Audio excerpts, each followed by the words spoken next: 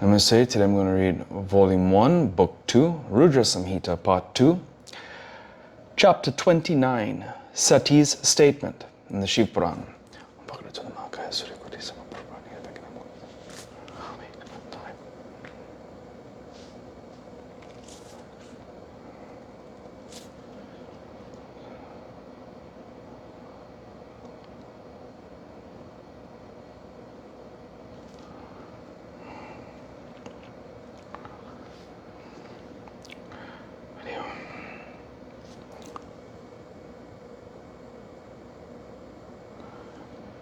Hariom Tatsat. Brahma said, Sati reached the place where the colorful sacrifice, accompanied by the enthusiasm of devas, asuras, great sages, etc., was in progress. She saw her father's mansion, abounding the wondrous things, lustrous and beautiful, as well as the groups of devas and sages. The goddess stopped at the gate and descended from Nandi, the bull. She went all along inside the place of sacrifice. On seeing Sati, her glorious mother, Asikni, and her sisters received her respectfully. Even after seeing her, Daksha did not show any sign or gesture of love or respect. The others too, deluded by Shiva's Maya, did not receive her out of fear of Daksha. Sati then bowed to her parents or sage in her surprise at the cool reception. She gazed at everyone. In that sacrifice, Sati saw the shares allotted to the deities, Vishnu and others, but not to Shiva. She then fell into a great fury. Slighted thus, and hence very furious at everyone, she directed her burning fury look at Daksha and everyone present there. Sati said, how is it that Shiva, who is highly auspicious and by whom the entire universe of the mobile and the immobile is sanctified, has not been invited by you? What is that sacrifice without Shiva, who is sacrifice himself, the performer of sacrifice, the fee of sacrifice, the adjunct of sacrifice, and the foremost of those who know sacrifice itself? Every rite performed without him will be impure, but with him, or by the mere remembrance of him, becomes pure. The articles of offerings, the mantra, the havya, and kavya, everything is identical with Shiva. How is it that the sacrifice is being performed without him?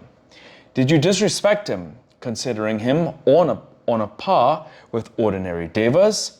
You have become senseless and mean, though you are my father. Ha! You do not know Shiva, the great Lord, by serving whom Vishnu, Brahma, and other devas have attained their position and status. How did Vishnu, Brahma, other devas, and the sages happen to be present at your sacrifice without their Lord Shiva? Brahma said, after saying this, Sati addressed Vishnu and others severely, taunting them. Sati said, O Vishnu, don't you know the real nature of Shiva, whom the Vedas speak of as both full or devoid of attributes? Although as the chieftain of King Salva, Shiva had caught hold of your hand and set you aright many a time, that admonition has not entered your brain. Now that you have evinced a desire to partake of your share in Daksha's sacrifice without inviting Lord Shiva. O Brahma, you have 5 faces formerly. When you exhibited your haughtiness against Shiva, he made you 4-faced. It is surprising that you have forgotten it. O Indra, don't you know the valor of the great Lord?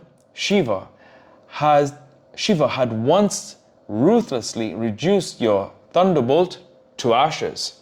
O Devas, don't you know the valor of Mahadeva? O Atri, O Vashishta, O sages, What have you all done here? Once the Lord wandered, begging for alms in Daruvana. You sages cursed him in the guise of a mendicant. How is it that you have now forgotten what Shiva did on being cursed by you? The entire universe of the mobile and immobile was burnt by his linga. All of you, Vishnu, Brahma, gods, sages, and others, have turned foolish since you have assembled here without Shiva. Shiva of controlled speech, noble only through self-realization, cannot be understood by anyone with the help of only Vedas, with their ancillary adjuncts and other sacred texts. Brahma said, thus the infuriated Sati, the mother of the universe, spoke many words with her heart in distress. Vishnu, gods and sages kept silent on hearing her words, though their minds were distressed on account of Shiva. But Daksha, on hearing those words of his daughter, looked at Sati cruelly and said thus to her.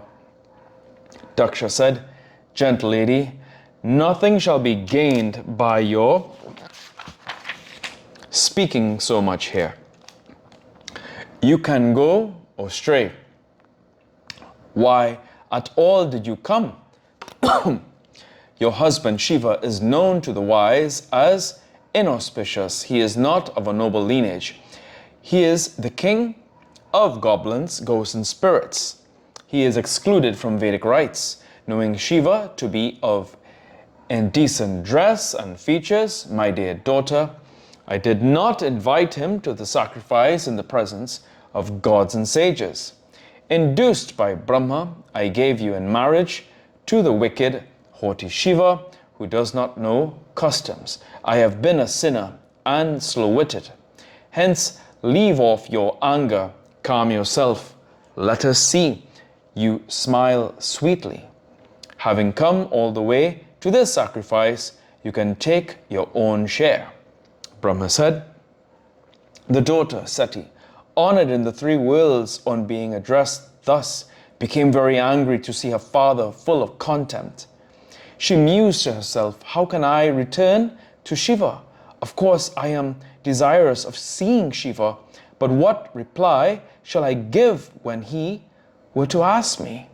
Sati, the mother of the three worlds, heaving signs of wrath, told her father Daksha, the evil-minded. Sati said, he who reproaches Shiva and he who hears such reproaches, both of them go hell and stay there as long as the moon and the sun exist.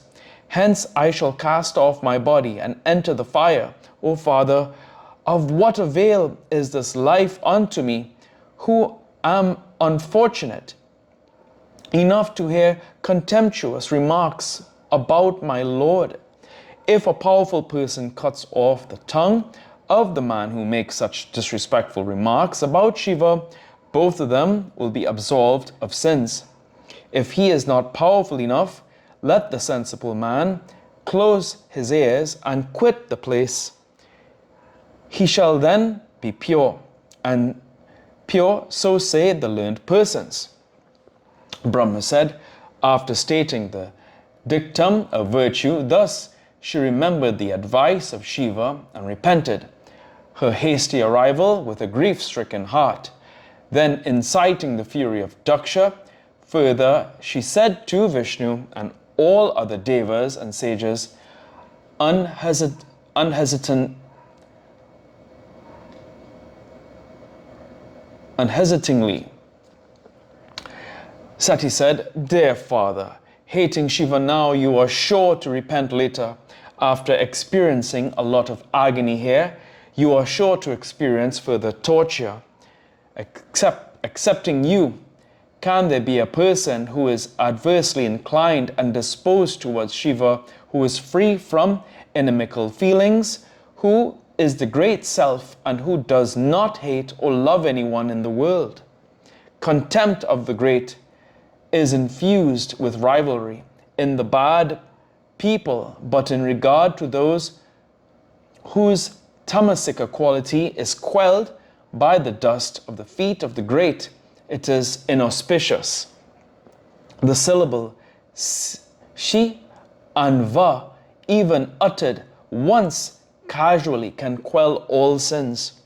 It is surprising that you are so wicked as to harbor ill feelings against Shiva, who is the Lord of all, whose dictum is untransgressible, and who is the holiest of the holy.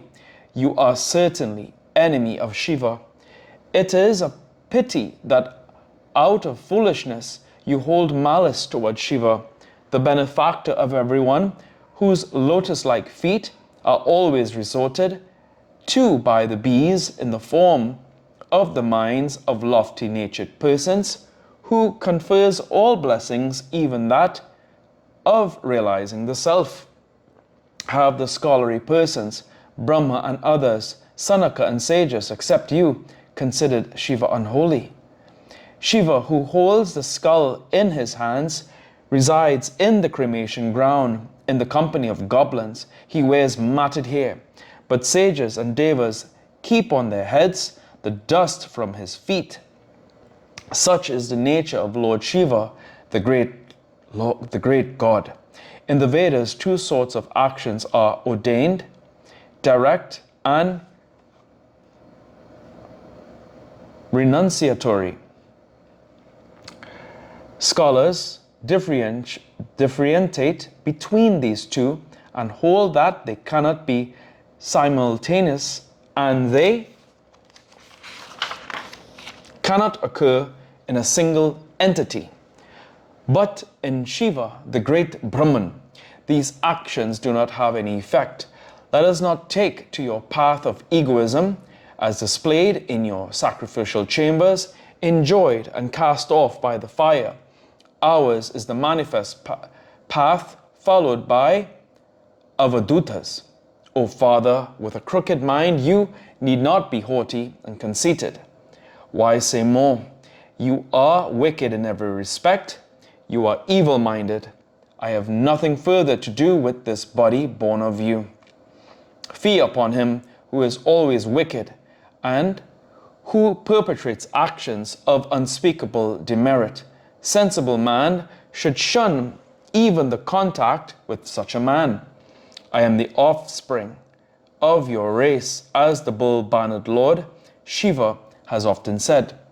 Hence, naturally, my name has come to be Daksayani. This is distressing to me. This body, born of your limbs, I shall cast off as a corpse. It is worthy of contempt. I shall abandon it and gain happiness. O sages and devas, you listen to my words. Your action is improper in every respect. You have become evil-minded. You are deluded. You revel in reproaching Shiva and quarreling with him. Every one of you will get due punishment from Shiva.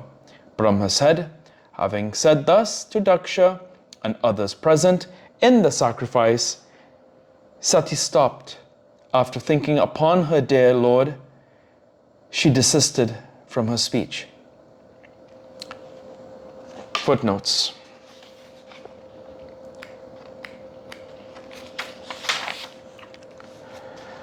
(311) Havya Kavya, oblations both to the gods and the spirits of the deceased ancestors. 312. Salva, the king of the country of Salvas, modern Rajasthan, was inimical to Vishnu. 314.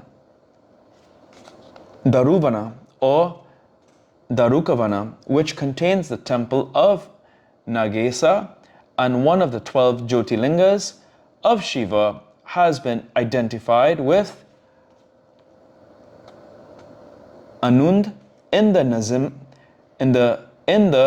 Nizam's territory, which is Nizam's territory. Another Vana of the same name also stands at the following places: in the Himalayas near Badrinath, near Vijayeswara in Kashmir, Due to these variations, it is not possible to ascertain the exact locality of Daruvana in the present context.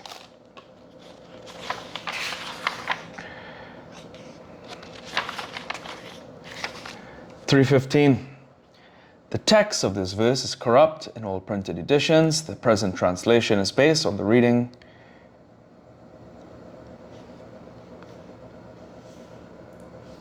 I'm trying to read this Hindi part. Asimata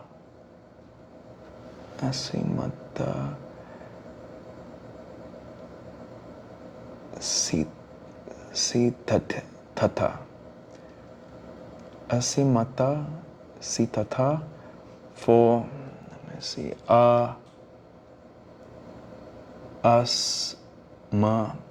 Asmadha Sitata, which we have adopted here. That's pertaining to the let us not take your path of egoism, that part there. Here ends today's reading of the Shiva Puran. Om Prabhu Prananatam Vibhum Veshwanatam Jagannatanatam Santapajam Buddhi Bhutanam Shivam Shankam Om Kapura Karum Karanavataram Sansasa Om Hum Drum Samburu Santram Bakami Jamiskam Shiva.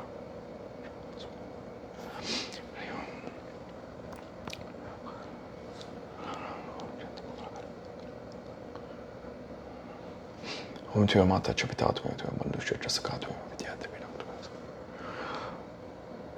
Om Hari Om Tat Sat.